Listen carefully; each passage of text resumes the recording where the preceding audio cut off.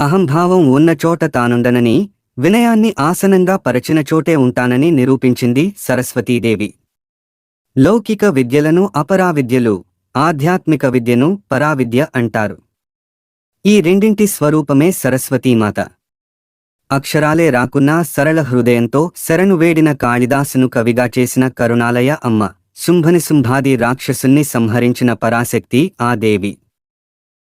యాజ్ఞవల్క్యుడు అనే మునికుమారుడు వైశంపాయనుడి వద్ద శిష్యరికం చేశాడు. చిన్నతనంలోనే అనేక విద్యలు అభ్యసించాడు. కాని అందరికన్నా తనే తెలివైన వాడినన్న అహంకారంతో గురువును సైతం చులకన చేయగా నేర్చిన విద్యలన్నీ మర్చిపోవుగాక అని శపించాడాయన. యాజ్ఞవల్క్యుడు పశ్చాత్తాపంతో సూర్యుణ్ణి ప్రార్థించాడు. ప్రభాకరుడు ఉపదేశించిన మంత్రంతో యాజ్ఞవల్క్యుడు సరస్వతీదేవిని ఉపాసించాడు. ఆ తల్లి కృపతో తిరిగి విద్యలన్నీ పొంది యజ్ఞవల్క్య మహర్షిగా ప్రసిద్ధుడయ్యాడు. ప్రణోదేవి సరస్వతి. సరస్వతీదేవి శక్తి స్వరూపిణి. అందుకే ఆ తల్లి ఆరాధకులు ప్రణోదేవి సరస్వతి అని ప్రార్థించి సకల శక్తులను సముపార్జించుకుంటారు. జ్ఞానం పరమాత్మ స్వరూపం. మేధ, శ్రద్ధ, నైపుణ్యం, స్ఫురణ, సాహిత్య సంగీతాది నైపుణ్యాలన్నీ శారదా స్వరూపాలు. ఏ సాధన ఫలించాలన్నా ఆ దేవి అనుగ్రహం ఉండాలి. అర్జునుడంతటివాడు కురుక్షేత్ర సంగ్రామం తర్వాత బందిపోట్ల చేతిలో ఓడిపోయాడట. అంతవరకు ఆయన ఆయుధాల్లో ప్రసరించిన శ్రీకృష్ణ చైతన్యం మాయమైపోవటమే అందుకు కారణం. ఆ శక్తులన్నీ వేదాగ్రణి అయిన శారదాదేవి స్వరూపాలే. అందుకే జ్ఞానం దేహి స్మృతిం విద్యాం శక్తిం శిష్య ప్రబోధినీం, అమ్మా నాకు విద్యాశక్తిని ప్రసాదించు అని ప్రార్థిస్తే విద్యాదేవి ప్రత్యక్షమై అనుగ్రహిస్తుందంటారు మునిపుంగవులు. బ్రహ్మదేవుడు పరాశక్తిని సరస్వతి రూపంలో దర్శించి ఆమె దయతో సృజనాత్మక శక్తిని పొంది సృష్టి రచన చేశాడట. సరస్వతీ ఉపాసనతోనే వాల్మీకి రామాయణం రచించాడన్నది పురాణవచనం. అలాగే వ్యాసముని వాల్మీకి వద్దకు వచ్చి వేదాలు, పురాణాలను అందించమని శ్రీ మహావిష్ణువు నన్ను ఆదేశించాడు. అంతటి బాధ్యతను నిర్వర్తించాలంటే నేనేం చేయాలి అనడిగాడు. అప్పుడు వాల్మీకి సరస్వతీ మంత్రాన్ని ఉపదేశించగా గోదావరి తీరంలో వాగ్దేవిని ఆరాధించాడట వ్యాసుడు.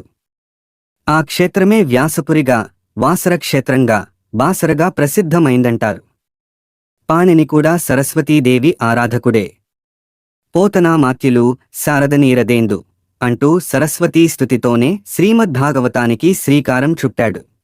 అమ్మ రూపంలో అంతరార్థం.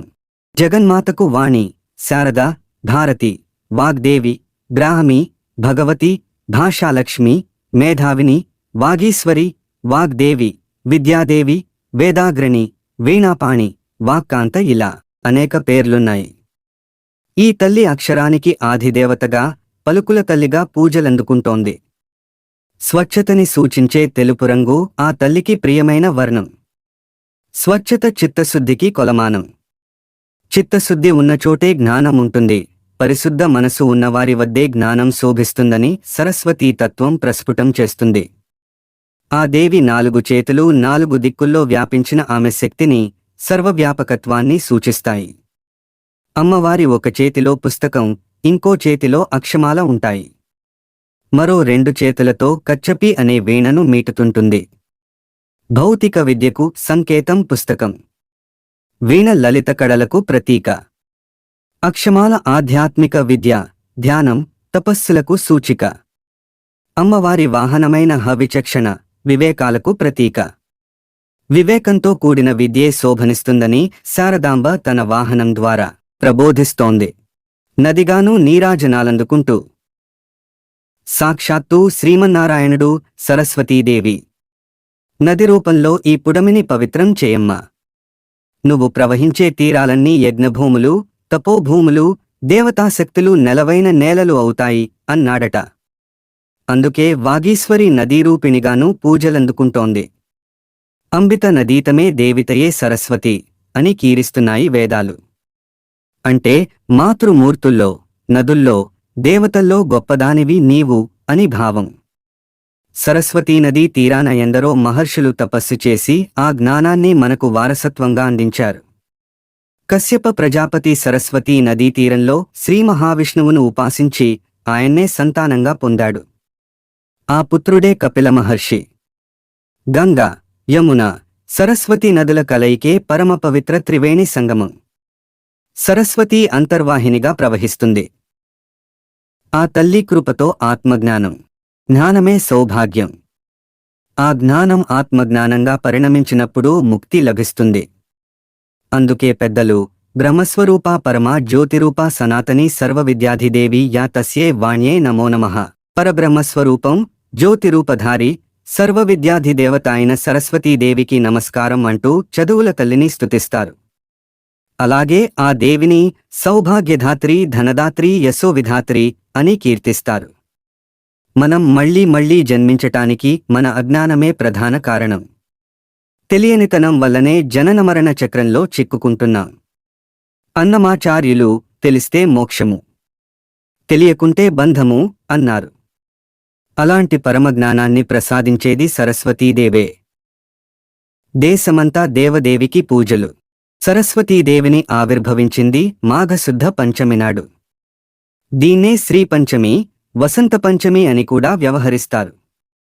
దేవీ భాగవతం తదితర గ్రంథాలు శ్రీపంచమి ప్రాశస్త్యాన్ని వివరించాయి. ఈ రోజున తొలుత గణపతిని, ఆపై శారదాంబను ఆరాధించటం ఆనవాయితీ. ఈ పర్వదినాన దేవిని తెల్లని కుసుమాలతో అర్చిస్తారు. దక్షిణ భారతంలోనే కాదు, ఉత్తర భారతంలోనూ పూజలు నిర్వహిస్తారు. ముఖ్యంగా బెంగాల్లో దేవీ నవరాత్రుల్లానే అమ్మవారి విగ్రహాన్ని ప్రతిష్ఠించి విద్యాసామగ్రి, వాయిద్యాలు పెట్టి పూజించి అనంతరం నిమజ్జనం చేస్తారు. మృదుభాషణ, ఎదుటివారి మనసుకు ఆహ్లాదం కలిగేలా మాట్లాడటం, హితంగా, మితంగా సంభాషించటం వాగ్దేవి ఆరాధనతో సమానమన్నారు ఆధ్యాత్మికవేత్తలు. పరుషమైన మాటలు, వ్యర్థ ప్రసంగాలు, నిందారోపణలు, ఇతరులను నొప్పించే వాక్కులు, ఇతరుల దోషాలను ఎత్తిచూపటం, వాటిని ప్రచారం చేయటం లాంటివన్నీ సరస్వతీదేవి దూషణతో సమానమంటారు. ఈ సూత్రాలను గుర్తుంచుకుని పాటించేవారే శారదాదేవి అసలైన ఆరాధకులు. ఈ వీడియో మీకు నచ్చినట్లు అయితే లైక్ చేయండి, షేర్ చేయండి. అలాగే మరిన్ని వీడియోల కోసం మన ఛానల్ని సబ్స్క్రైబ్ చేయండి. ఓం శ్రీ మాత్రే నమః.